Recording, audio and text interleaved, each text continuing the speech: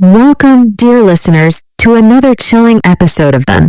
Tonight, we journey to Pontefract, England, to explore the harrowing tale of the Black Monk, a spirit so menacing, it has left an indelible mark on all who have encountered it. Picture a quaint, unassuming home in the heart of Pontefract. At first glance, it appears perfectly ordinary, but as darkness falls, the atmosphere changes. Whispers of an ancient, malevolent presence begin to stir, sending shivers down your spine. This house, dear listeners, is no ordinary home. It is a place where the past refuses to remain buried, where the ghost of a sinister monk roams the halls, instilling fear and dread in all who dare to reside within its walls. The Black Monk of Pontefract is not just a legend. He is a shadowy figure, seen lurking in the corners, his presence felt even in the daylight. His story is one of anger, betrayal, and an eternal quest for vengeance. As we delve into this story, prepare yourselves for a journey into the unknown. The Black Monk's tale is not for the faint of heart. It is a story of relentless hauntings, of a spirit bound to this world by a dark and violent past. But remember, as we uncover the layers of this haunting, we also uncover the strength and resilience of those who have faced the Black Monk. Their courage in the face of unimaginable fear is a testament to the unbreakable human spirit. So sit back, turn off the lights, and join us as we explore the chilling story of the Black Monk of Pontefract.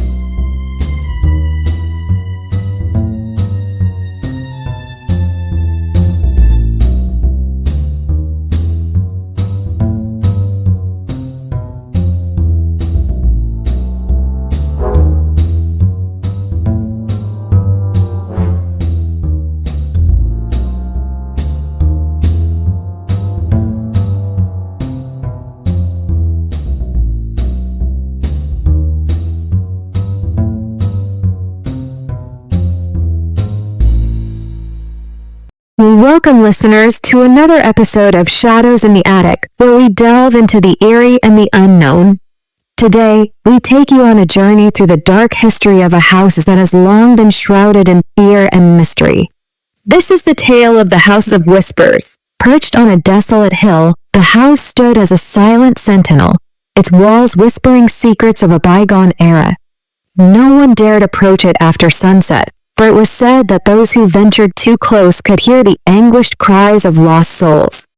The story begins in the late 1800s, when a sinister wizard, shunned by society, took residence within its walls. His name was Aleister Crowley, a man who dabbled in forbidden arts and dark rituals. Villagers spoke in hushed tones of the shadows that moved on their own, and the unearthly glow that emanated from his windows at night. But it wasn't always this way. The house once belonged to a family known for their kindness and hospitality. The Thompsons were loved by all, until the fateful night when Aleister arrived. He claimed to be a distant relative in need of shelter, and they, unsuspecting, welcomed him with open arms. Little did they know Aleister brought with him a darkness that would consume them all. The children were the first to notice the change. Their laughter turned to screams, and their once bright eyes grew dim. Mrs. Thompson, a gentle soul, was found weeping in corners, clutching at her head as if trying to silence the voices only she could hear. The townsfolk, seeing the once happy family crumble, demanded that Aleister leave. But it was too late.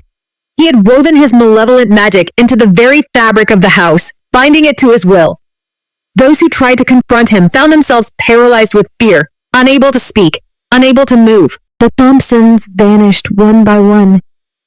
Some said they were spirited away by Aleister. Others believed they succumbed to the darkness within. The house, now abandoned, became a place of dread.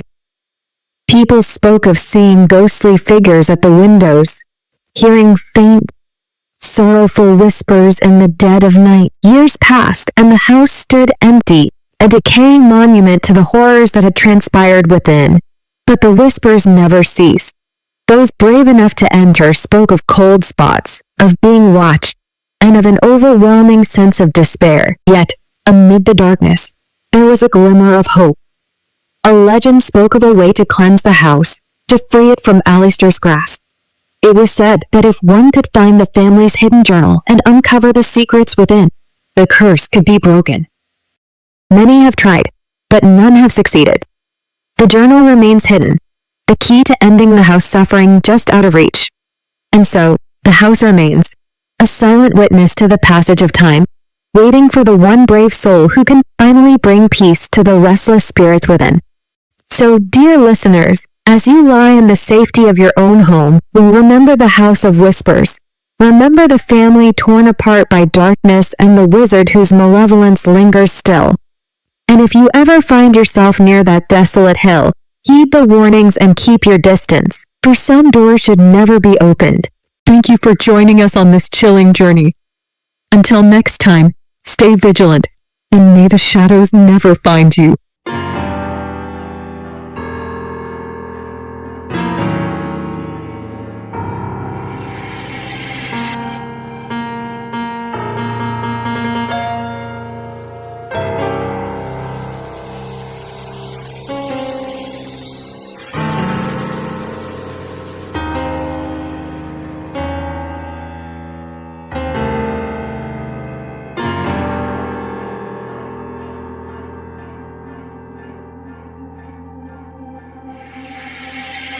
Welcome, dear listeners, to another spine-chilling episode of Shadows in the Attic.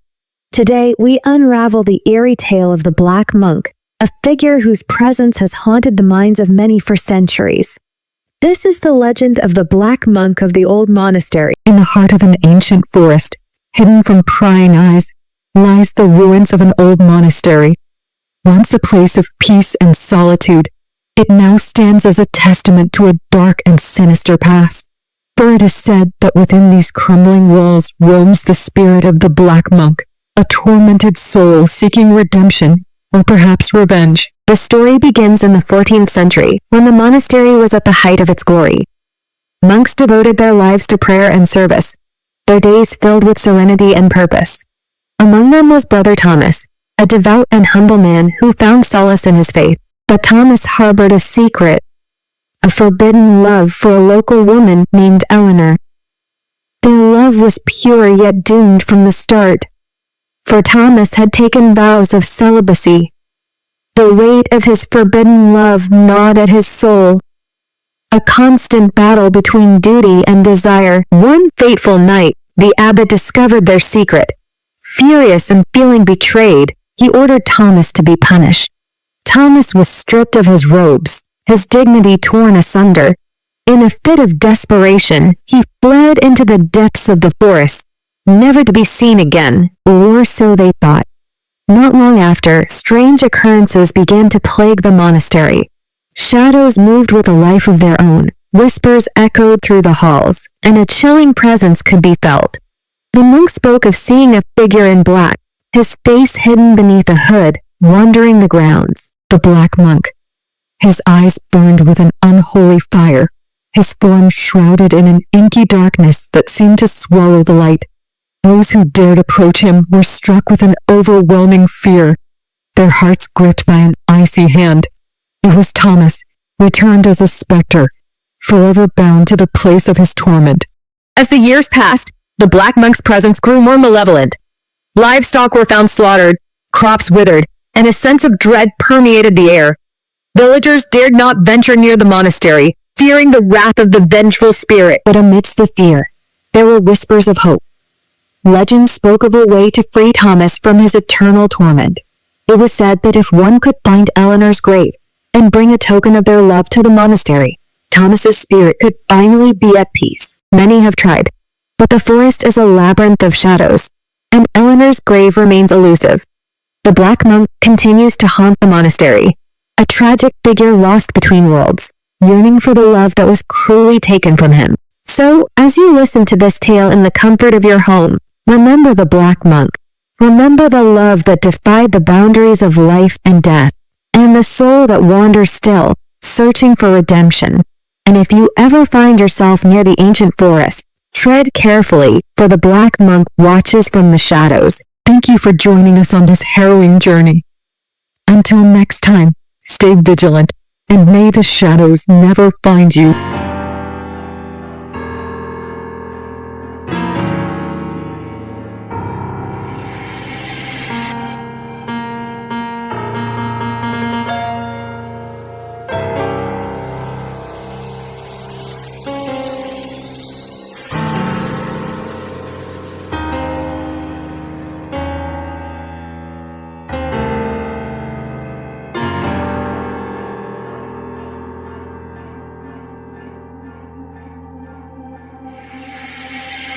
Welcome, listeners, to another gripping episode of Shadows in the Attic.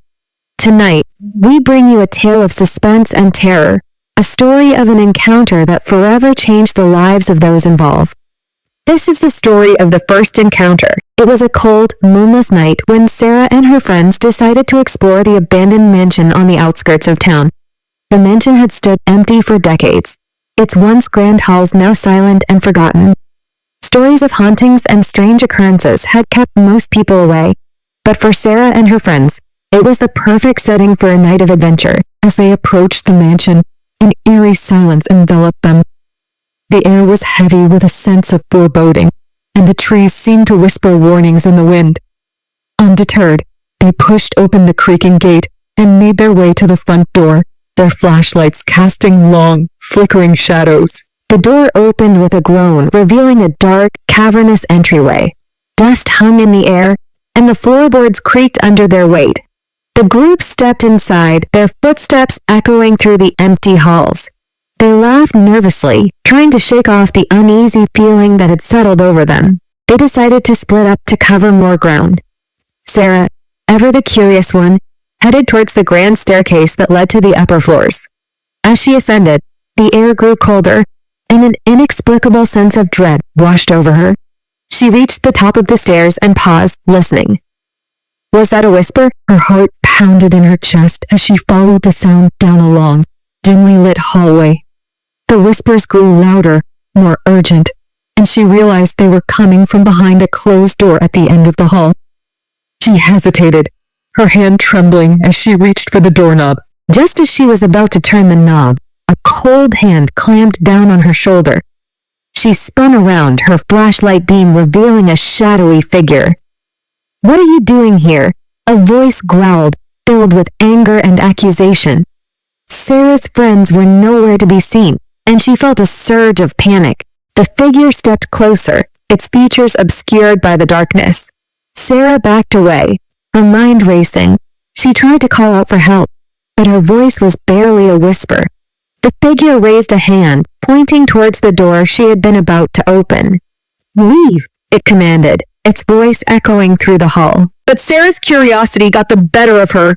She turned the doorknob and pushed the door open, revealing a room bathed in an unearthly glow. In the center of the room stood a mirror, its surface shimmering with an unnatural light.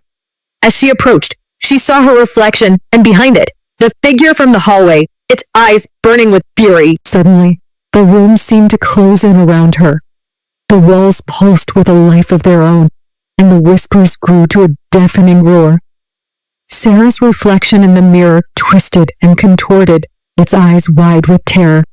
She stumbled back, her mind reeling as the figure reached out from the mirror, its hand passing through the glass, as if it were water. Sarah's friends found her hours later, huddled in a corner, her eyes vacant and her mind shattered. She never spoke of what she saw that night, and the mansion was left undisturbed, its secrets hidden once more. The townsfolk spoke of Sarah in hushed tones, a cautionary tale of curiosity gone awry. So, dear listeners, let this story serve as a warning. Some places are meant to remain untouched, their mysteries left unsolved. For those who dare to seek the unknown, the consequences can be dire. Thank you for joining us tonight. Until next time, stay vigilant and may the shadows never find you.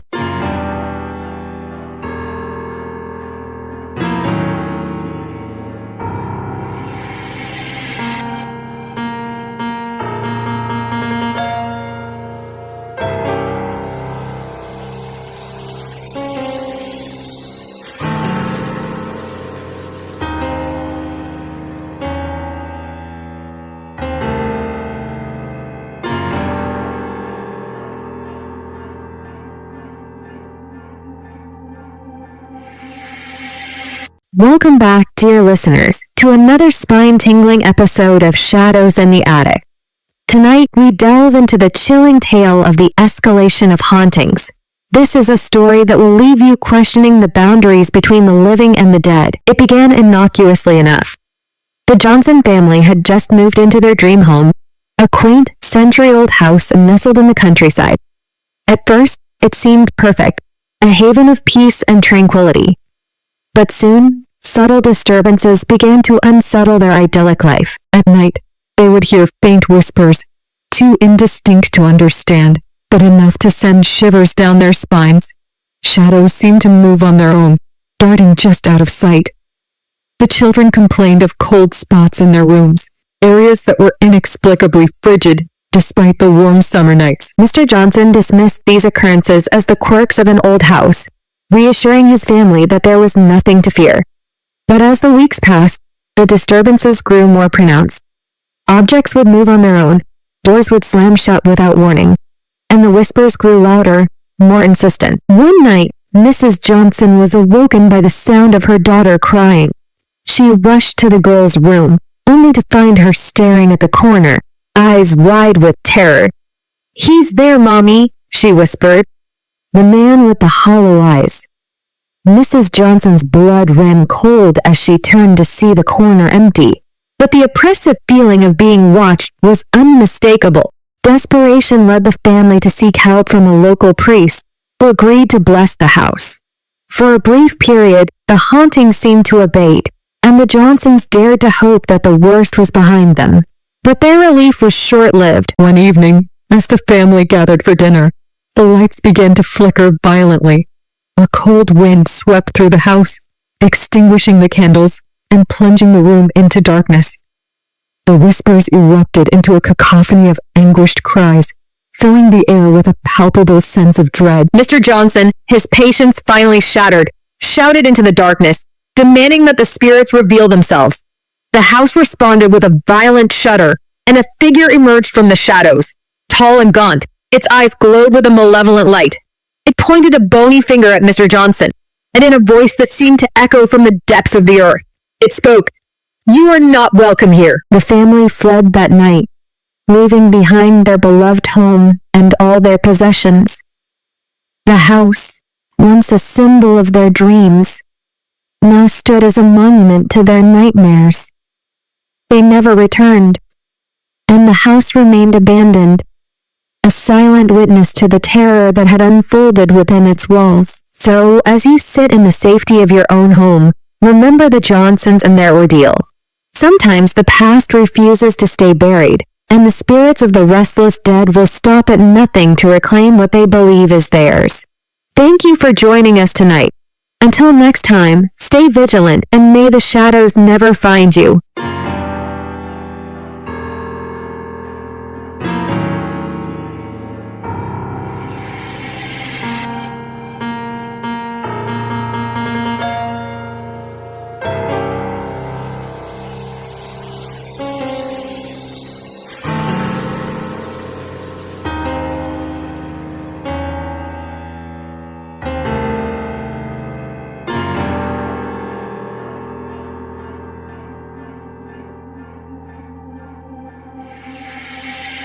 Welcome, dear listeners, to another eerie episode of Shadows in the Attic.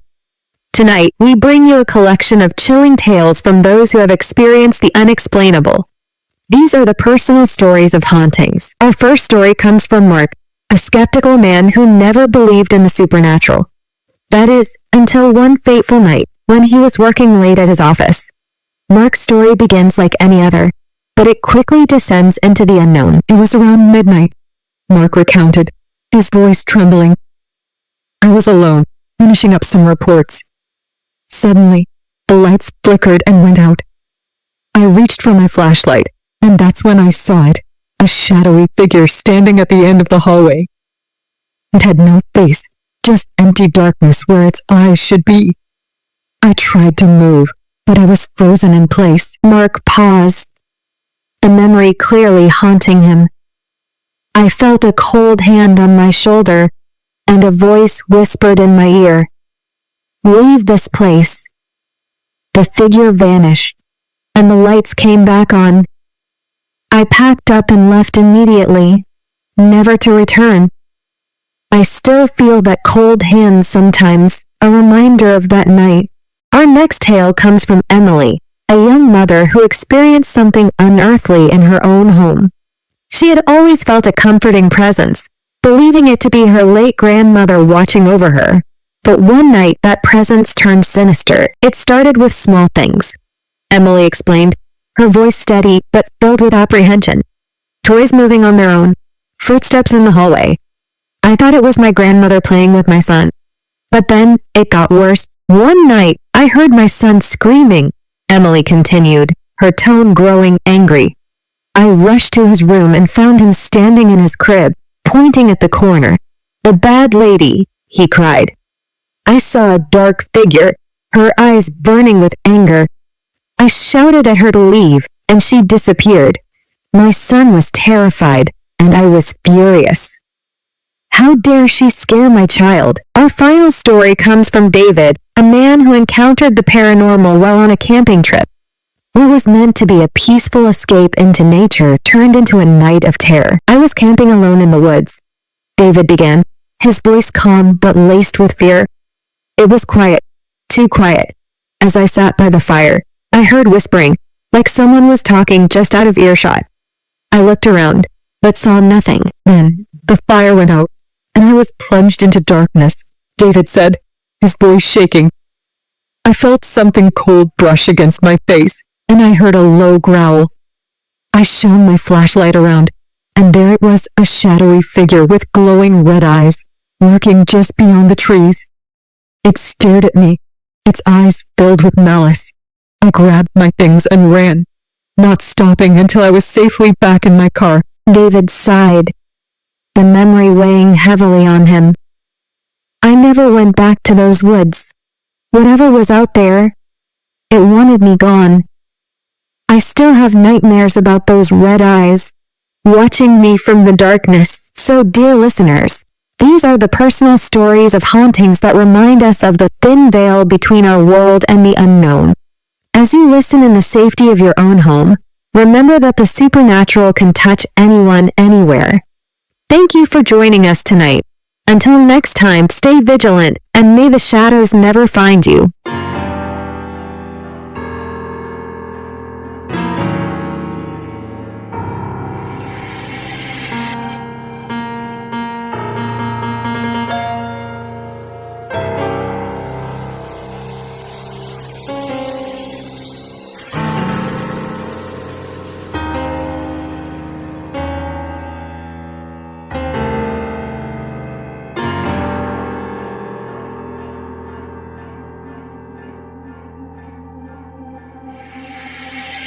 Welcome, listeners, to another harrowing episode of Shadows in the Attic.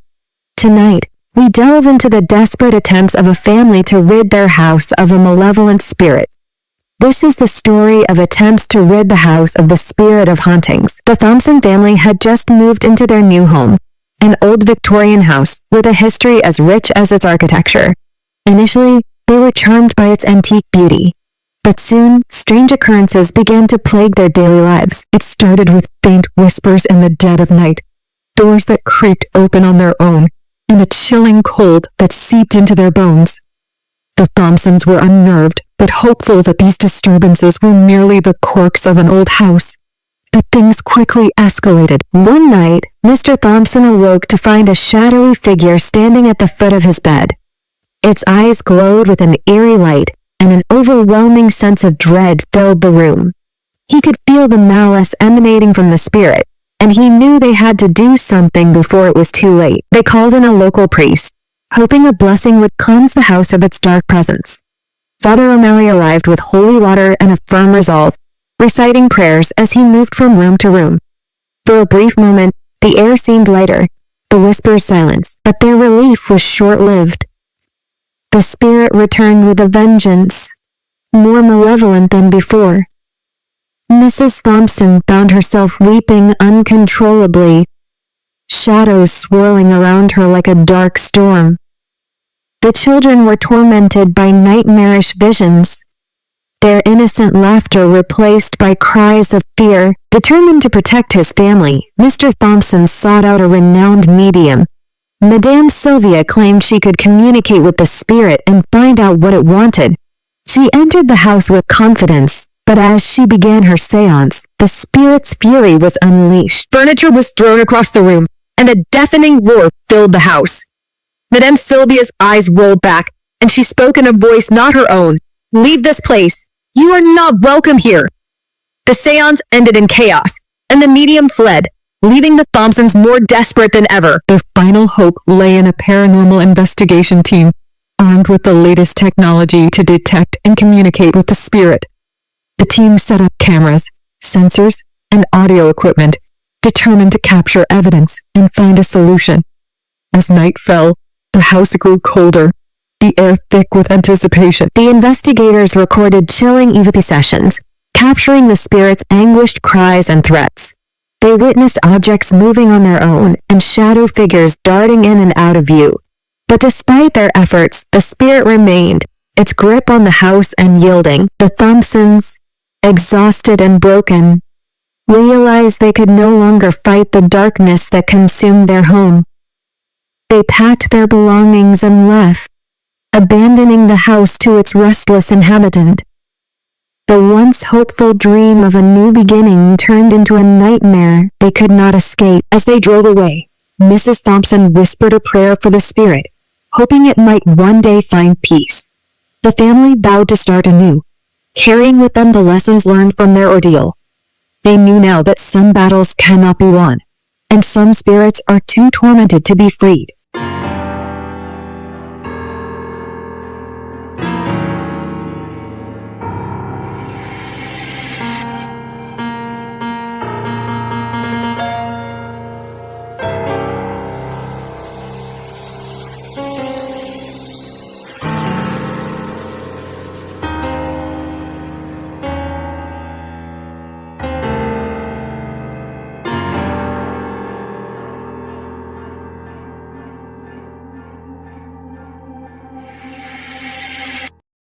Welcome, listeners, to another eerie episode of Shadows in the Attic. Tonight, we explore the aftermath of a haunting that drove a family from their home. This is the story of the current status of the spirit of Hauntings. After the Thompsons fled their once dream home, the house stood empty for months. The locals whispered about its dark history, warning anyone who dared to approach. But one brave soul decided to uncover the truth about the malevolent spirit that still lingered within its walls. Meet Jane, a paranormal investigator determined to document the current state of the haunted house. Armed with her equipment and a deep sense of curiosity, she ventured into the abandoned mansion on a cold, foggy night. As Jane stepped inside, the familiar sense of dread washed over her. The air was thick with an otherworldly presence, and the whispers began almost immediately. They were faint at first, like distant echoes, but grew louder with each step she took. "Why are you here?" the whispers demanded, filled with anger and resentment. Jane's heart pounded, but she pressed on, determined to face whatever lay ahead. She set up her cameras and began her investigation, documenting every eerie sound and unsettling shadow. Jane soon discovered that the spirit was still very much active. Doors slammed shut behind her, and cold gusts of wind seemed to come from nowhere. Her equipment captured unsettling EVPs, with voices that spoke of pain and sorrow. But Jane was determined to communicate with the spirit, to understand its torment. One night, during a particularly intense session, Jane felt a deep sadness wash over her. She heard the spirit's voice, clearer than ever before, filled with anguish. "They took everything from me," it whispered. "My home, my family, my peace." Jane realized that this spirit was not merely angry, but profoundly heartbroken. Digging into the house history, Jane uncovered the tragic story of the spirit. It belonged to a man named Samuel, who had lived there over a century ago. Samuel had lost his family to a devastating fire that consumed the house. Unable to cope with the loss, he took his own life, forever binding his tormented soul to the place of his greatest sorrow. With newfound compassion, Jane decided to help Samuel find peace. She organized a cleansing ritual, enlisting the help of a priest and a medium. Together, they performed the ceremony, filling the house with light and prayers, hoping to guide Samuel's spirit to the other side. As the ritual reached its climax, the house trembled, and Samuel's anguished screams filled the air. Jane felt his presence growing stronger, a final burst of desperate energy. Then, suddenly, the screams ceased, and an eerie silence fell over the house. The equipment showed that the paranormal activity had subsided. The whispers were gone, and the cold spots had vanished. Jane believed that Samuel had finally found the peace he so desperately sought. The house, once a place of darkness and despair, now felt strangely serene. Jane's investigation brought closure not only to the house, but to Samuel's tormented soul. She left with a sense of accomplishment, knowing she had helped a lost spirit find its way. The house now stands as a testament to the power of compassion and understanding in the face of the unknown.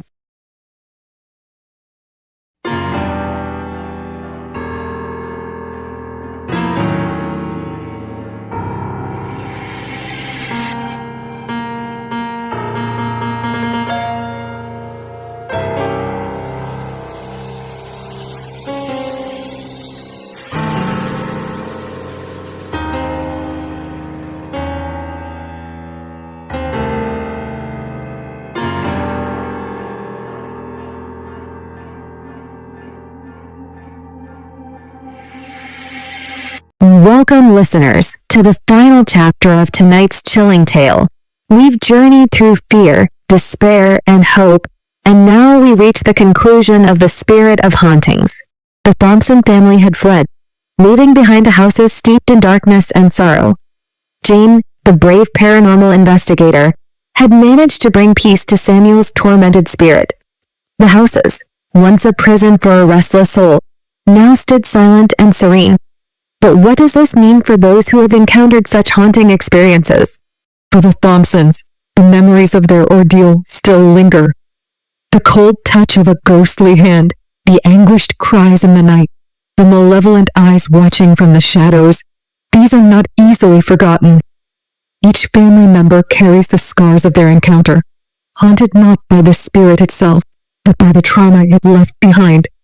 Mr. Thompson often sits alone, contemplating the events that drove them from their home. He blames himself for not being able to protect his family, for exposing them to such unimaginable fear. Mrs. Thompson still hears her child's cries in her dreams, the terror etched in her mind. Their once happy home now feels like a distant, unreachable memory. And what of the townsfolk who whispered and gossiped, warning others but never daring to help? Their fear and superstition kept them away, leaving the Thompsons to fend for themselves. In their hearts, they know they could have done more, and this realization fills them with a simmering anger at the spirit, at themselves, at the unfairness of it all. But Samuel's story, the spirit that haunted the house, is a testament to the pain and suffering that can transcend even death. His fury was born from a deep, unending sorrow, a rage that consumed him and those who dared to enter his domain. His torment serves as a reminder that some wounds never heal, even in the afterlife. Yet, in the end, there is hope. Jane's compassion and determination brought peace to a tortured soul, showing that even in the darkest of circumstances, light can prevail. Her actions remind us that understanding and empathy are powerful tools against fear and hatred. The house, once a place of horror, now stands as a symbol of redemption and the possibility of peace. As we conclude this harrowing tale, let us reflect on the lessons learned. The supernatural may be terrifying, but it is our reactions, our choices, that truly define the outcome. Fear can consume us, but it can also be a catalyst for bravery and compassion. Thank you for joining us tonight on this journey through the shadows.